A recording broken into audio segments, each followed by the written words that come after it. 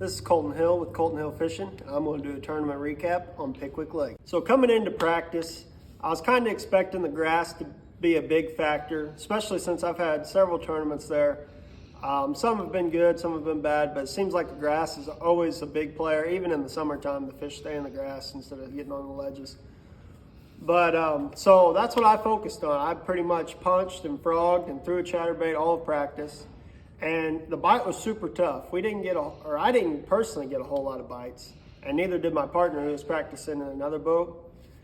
And so I was fishing a lot of main river stuff that I could fish, because most of the days of practice there was a high wind between 20 and 30 mile an hour with even higher gusts than that.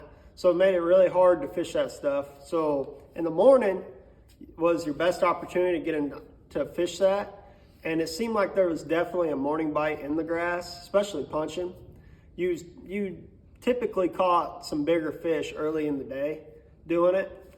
But like I said, you didn't get a whole lot of bites. So coming into the tournament, I really didn't know what all we had. So this tournament was set up in a 2-day event, best total weight over 2 days, 5 fish each day over 15 inches, smallmouth, largemouth, and spots.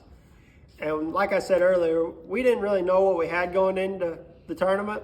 So we kind of just ran some different areas. And on blast off morning, we took off as boat 5 because we finished 5th in the points overall. And there was a pretty substantial fog once you got north of 7 Mile Island. So we kind of shut down right there. I had a spot right there, and we ended up catching a keeper there and ran several other spots. And the majority of our fish were caught punching. And the main setup for me was either a 7-6 or 8-foot punching rod, which is a heavy rod, but you want a rod that has a moderate tip to it so you don't pull that hook out of the fish. Secondly, whenever you're picking up on it, you don't pull that bait out of their mouth. But for this one, it's a 711 mag hitter by Alpha Angler. I was flipping a 1.5 ounce Picasso lures tungsten weight, double peg, snell knot to the hook, helps it kick it up whenever you tighten the line. And what I was flipping was a Bojangle's Bow Bug in black and blue. And that was primarily my go-to bait. We weighed 7 fish, I think, on this setup right here out of the 10. And I was throwing that on 65 pound Sunline XPlasma. And whenever you're punching like that, you want a reel that has a high speed ratio, but you don't want it so high that you can't get those fish out, because the higher the gear ratio gets, the lower your torque is. So for me, I like an 8-3-1. I can keep up with them fish when I get them out of the mat, and I can reel my bait in quickly as I'm making my pitches. But whenever I get one all balled up in the mat, I can still get him out or keep pressure on him to go get him.